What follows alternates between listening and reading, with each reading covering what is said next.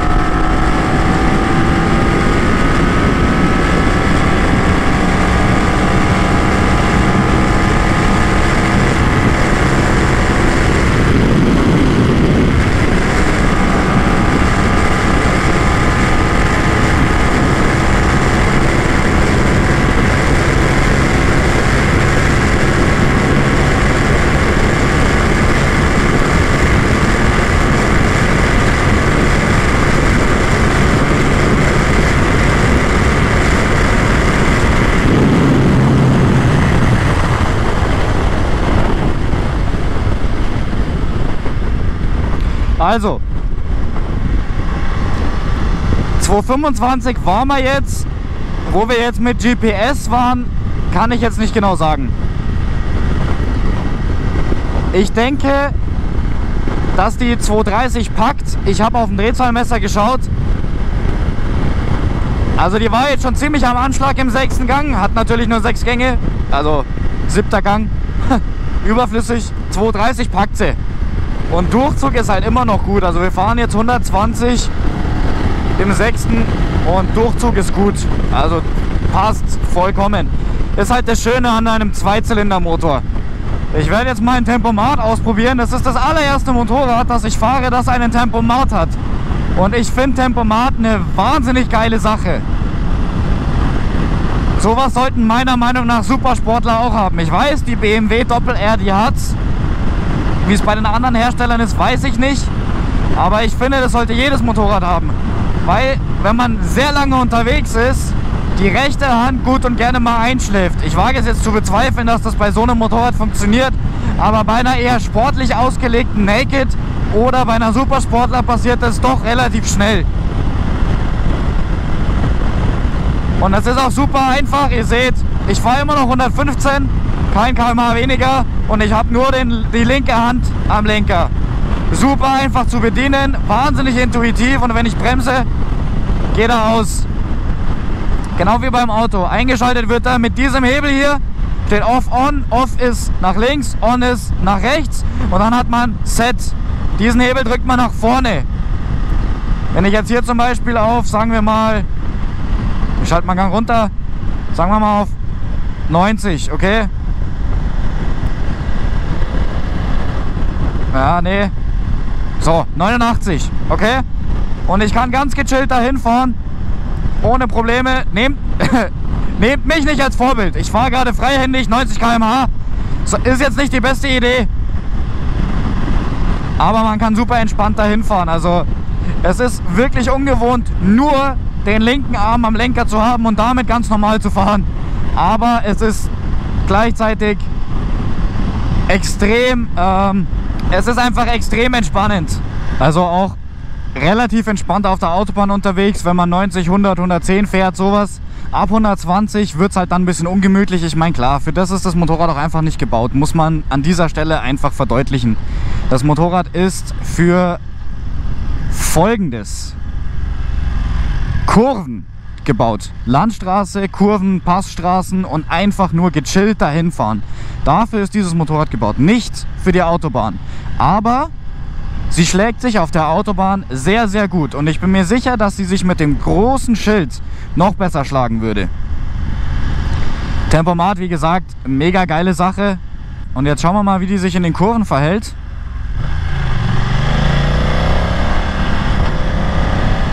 Mal kurz die Reifen ein bisschen aufwärmen zumindest, dass da jetzt nichts schief geht. Und dann schauen wir mal.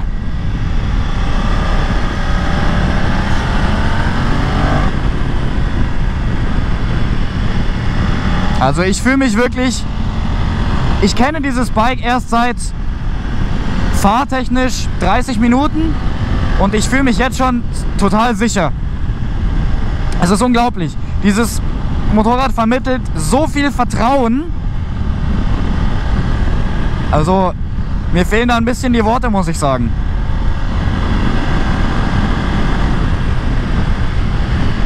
Man kann so entspannt und gleichzeitig zügig durch diese Kurven fahren. Bums hat sie natürlich genug. Hier geht es halt bergauf. Das ist toll. Also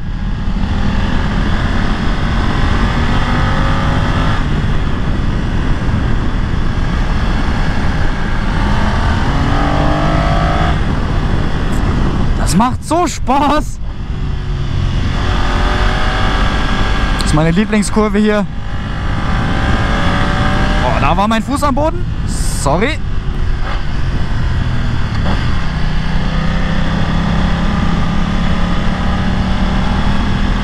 Ja, ultra entspannt. Fahrwerk nicht zu weich, nicht zu hart, ist wirklich gut. Die hat jetzt nicht das sogenannte BMW ESA Fahrwerk, also das verstellbare. Das hat jetzt nur eine Einstellung. Ich bin geflasht, ich bin wirklich geflasht, wie gut dieses Ding performt. Krass. Wir fahren jetzt nochmal runter. Ja, Ding lässt sich halt auch extrem gut wenden. Also mit der R1 brauche ich da gefühlt 4 Spuren. Es ist halt einfach so entspannt. Unfassbar. Die Kurve hier macht zu.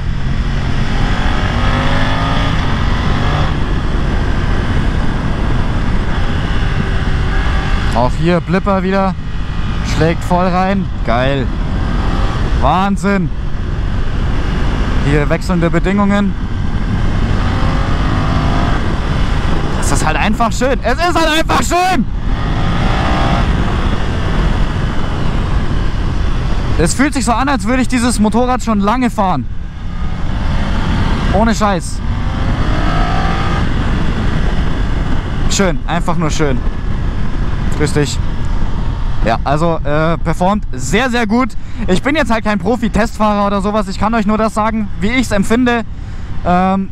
Ich bin noch nicht wahnsinnig viele Motorräder gefahren, aber ich werde alles dafür tun, dass sich das ändern wird, dass ich mehr dazu sagen kann, dass ich es mit mehr Sachen vergleichen kann und dass ich einfach generell mehr in diese technische Schiene reinkomme, dass ich ein bisschen Know-how sammle und einfach ein bisschen mehr Erfahrung, dass ich da nicht die ganze Zeit sage, geil, geil und Hammer und feiere ich, weil das wird halt irgendwann auch ein bisschen langweilig. Jetzt machen wir hier noch kurz einen Optik-Check.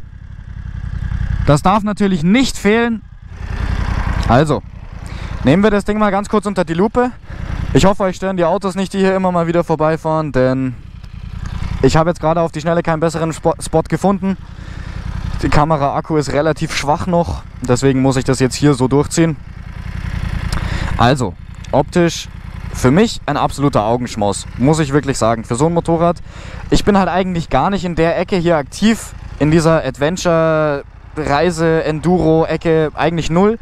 Aber ich muss sagen, die sieht wirklich top aus.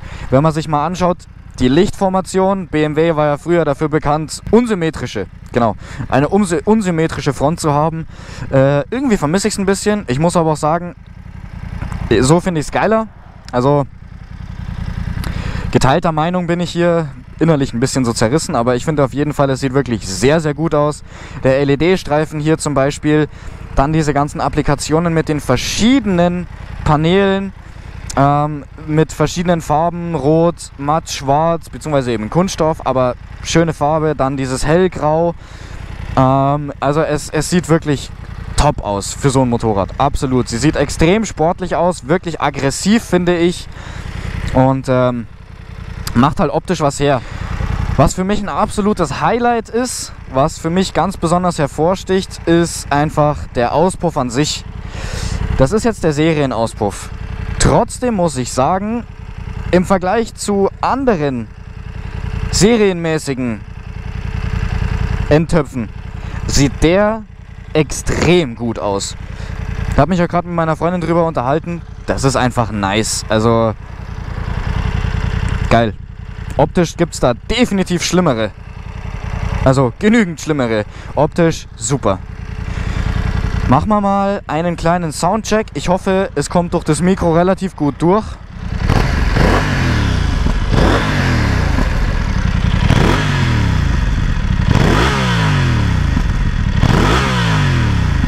Also klingt echt gut für einen serienmäßigen Auspuff. Da kann man mehr rausholen.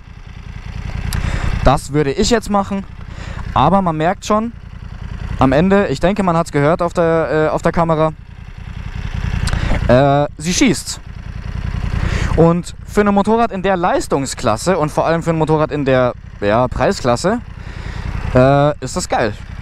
Ich bin ein Riesenfan davon, wenn ein Auspuff Fehlzündungen macht, beziehungsweise wenn ein Motor Fehlzündungen macht und der Auspuff das noch gut zum Vorschein bringt. Ich denke, mit einem Zubehör-Endtopf kann man da noch einiges rausholen an Sound. Ja, er sagt mir Funkschlüssel nicht in Reichweite, auch ein geiles Ding, ist halt Keyless Go. Zündschlüssel in der Jackentasche haben, jetzt bin ich wieder nah dran, jetzt ist es wieder weg und dann springt das Ding auch an.